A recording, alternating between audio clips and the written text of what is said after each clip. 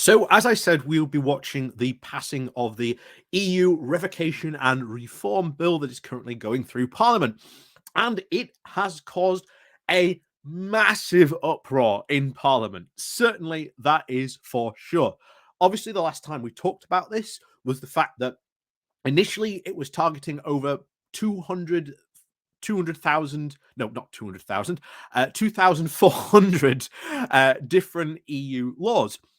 But after it was sort of looked into more, legal experts, different departments, even other MPs came out and said, well, hold on, there's this other extra 2,000 laws that are also covered by your bill that aren't even mentioned. Like, what about those? Because your bill, if it would pass, would also apply to those laws that you haven't even mentioned. So there are huge concerns, certainly from me. I mean, I suppose you can take it either two way. Either way, if you take it the incompetence angle, that Rees-Mogg was just so incompetent, he thought it was just those laws applied to. He didn't even bother looking any sort of seriousness in the UK statute book to actually include those as well. But also, there's the other side to me, and I think it was really this, that those laws were not included because ultimately a lot of these laws that are being included are very popular. Special ones like workers' rights, the environment, very popular. And some of those laws that haven't been added are integral to other laws. That if you get rid of those laws, it creates a massive, big black hole in that particular law. And now that you've got, as we've said, a potential of over 4,000 different EU laws to prepare to be deleted, and the fact that you've even got adamant Brexiteers who are like, yeah, this bill doesn't seem like a good idea. You know that this bill is very, very much in trouble, but it does deserve to be killed. And of course, this is where I say my usual spiel. If you are in the UK and you are, like me, heavily concerned about this bill, the potential chaos and absolute ruination of some laws that it could cause, I do urge you, please, please, please do write to your MP or email them, even if they are conservative, even if they are a committed hardcore Brexiteer, and encourage your other friends to write so as well. And as I've said before, if you are in a EU group, like locally we've got Sheffield for Europe, there's Leeds for Europe. If you are in those groups, urge those groups to come together and start a letter writing campaign to write to your MP to get them to kill this bill, because it needs to go desperately. It needs to be thrown back into the garbage pile from whence it came. But anyway, back onto this, because there's been some, like I say, more movement about this.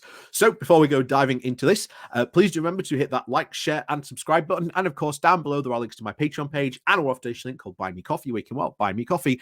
And as always, thank you very much to all those people who do help and support the channel. And of course, down below, there are links to my YouTube Pony Club that you can join. And of course, the YouTube thank you button as well. So as always, thank you very much to everyone who does help and support the channel. So off we go over today in The Guardian, covering this as well.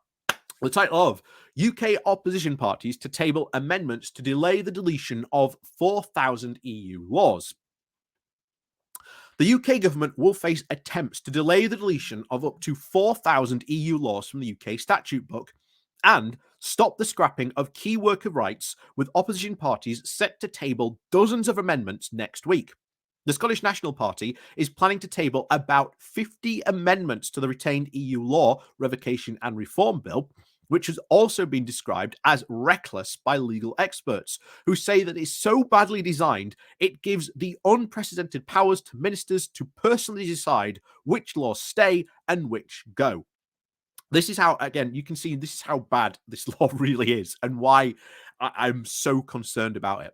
Like I say, please do write to your MP or email them. It's really easy to do. Takes about 5 minutes to do. It's honestly, go for it. And like I say, if you are in a sort of pro-EU group or something like that, please do start to think about organizing a letter writing campaign to your MP about this. So back to it. So one of its key amendments is believed to be supported by several conservative backbenchers and is to extend the date of deletion from the end of 2023 to 2026. This is aimed at Clause 1, which sets a deadline for December next year for all EU laws to be expunged unless they have been actively saved by a minister. Labour is also planning a series of amendments. It has tabled proposals to retain key workers' rights, covering health, safety and law, annual leave and maternity rights, as well as some environmental laws, rather than seeing them scrapped or being replaced with newer versions. SNP MP Brandon O'Hara has said, in its current form, the bill rides roughshod over the devolution settlement. It will scrap over 2,500 laws overnight without even parliamentary scrutiny, puts workers' rights at risk, and will start a race to the bottom on food and environmental standards. As we promised, and we should do, the SNP MPs are opposing this bill at every step of the way. We've tabled over 50 amendments so far, and will be tabling more as the bill progresses. To prevent all of the above from happening, devolved governments have called the bill a power grab, saying that many of the laws being targeted by the government are devolved ones. Environmentalists have also expressed concern. David Bowles, the head of the public affairs at the RSPCA, said last week that of the 570 environmental laws being targeted, 44 cover animal welfare and probably 31 are around devolved. So as you can see, just in environmental alone, 570 different laws. That is a lot of laws to just get rid of and just axe. You could see just the craziness of this bill. The amendments to the bill will be laid on Thursday when the legislation arrives at the committee stage in the Commons. Stella Creasy, the Labour MP for Whatmouths, who is on the committee, has said that there were several options it could look at, including a sunrise clause, whereby all EU law remains in the statute book until it is specifically renewed, amended, or updated. That will certainly annoy many Brexiteers, because that the part of this law is designed to get rid, as we've said before, as much of EU law as humanly possible. So legal experts have said that one of the bill's fundamental issues is the unprecedented powers it gives ministers and the lack of scrutiny incorporated into the process. The government has admitted it doesn't even know the definitive number of EU laws on its statute books. So at the moment, it's 4,000 EU laws. There could be even more that this bill actually gets rid of.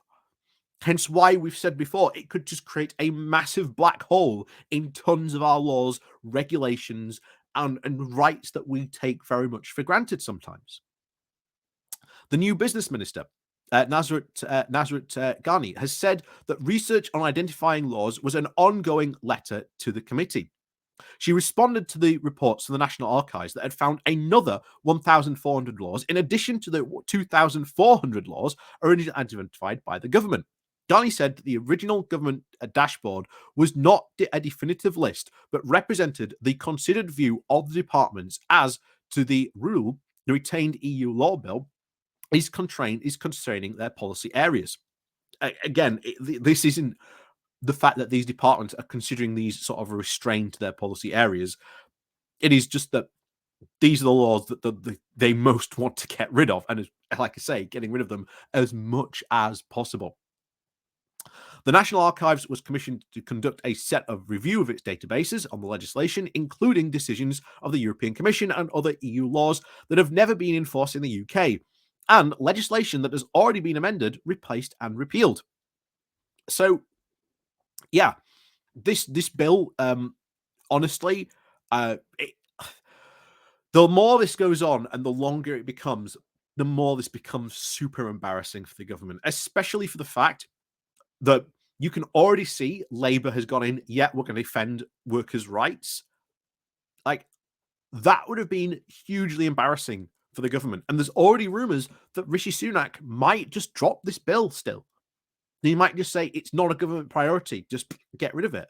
But this is very, very much to try and keep the Brexiteers happy. This is their last gasp, almost, in a way, of trying to secure these vaunted Brexit freedoms. But they don't even really talk about what regulations are going to be gotten rid of. Instead, they go, "Oh, don't worry, it's already in the statute book, we think."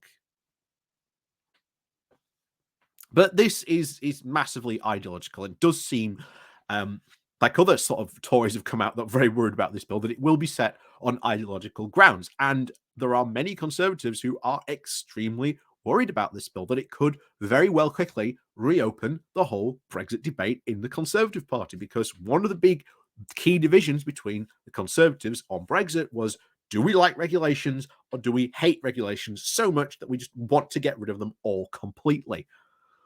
So, like I say, don't worry, we will be keeping an eye on this to see what happens. But at the moment, good signs that this bill is very much going to be amended the heck out of and is not going to be let through on its original purpose. But as I've said, please, please, please do write an email to your MP.